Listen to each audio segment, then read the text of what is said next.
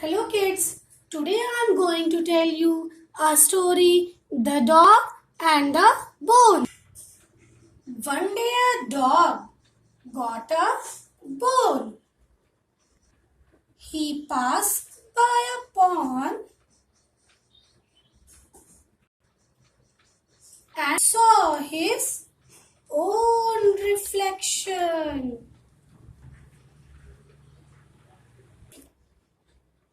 He thought it was another dog with a bone.